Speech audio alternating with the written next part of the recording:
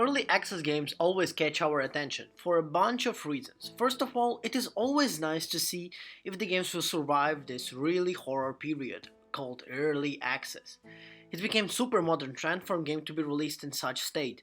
And then you kind of like being an active developer and tester of the game, you help the developers to create the better experience and you're part of early access gang and whatever. Sometimes games don't survive that, and there is a lot of games who've been in early access for like 3, 4, 5 years, oh my god.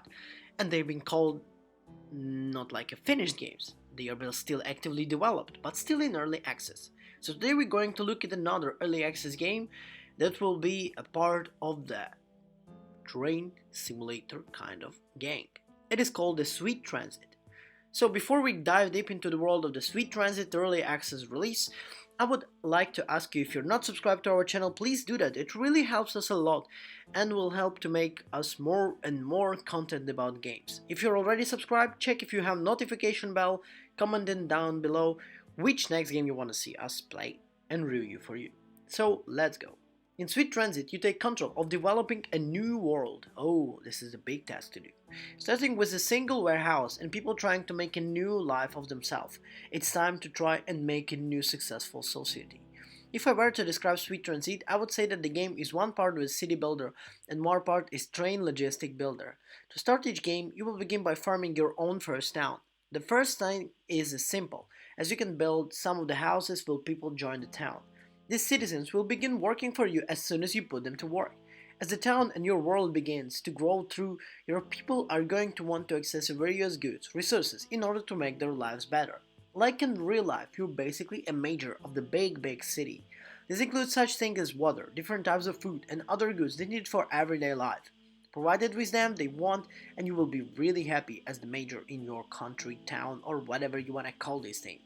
So truly, to grow your access to resources, these resources used to create new buildings, add upgrades to the city, ultimate push of the civilization to the next level.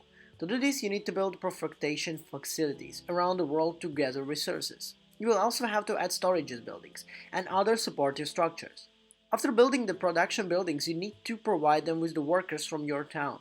Like I said, just create a house, people are gonna live there and put them into work. Well, sounds simple. Yet in the game is more simple than in real life.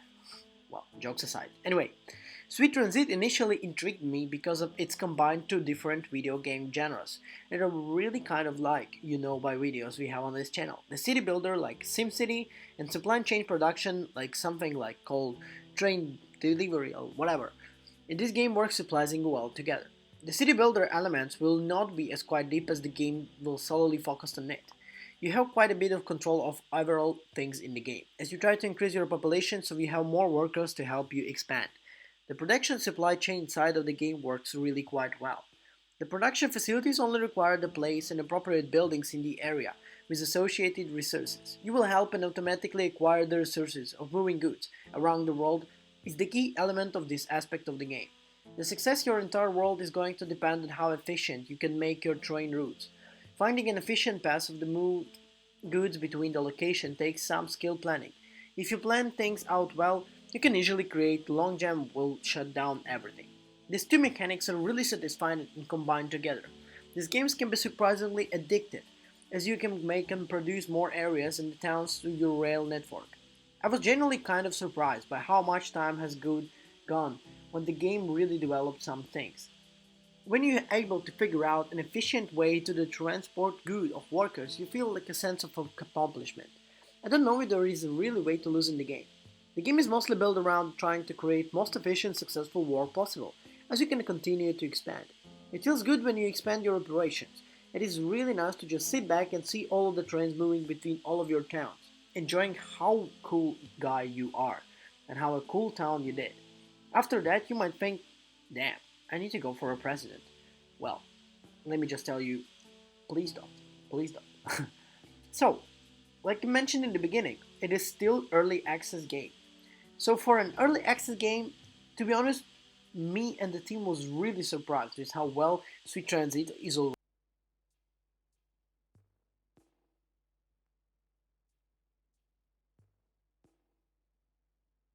Basically, my recommendation for now is try it. Give it a try. Be one of these guys who would maybe give some kind of review, some kind of feedback.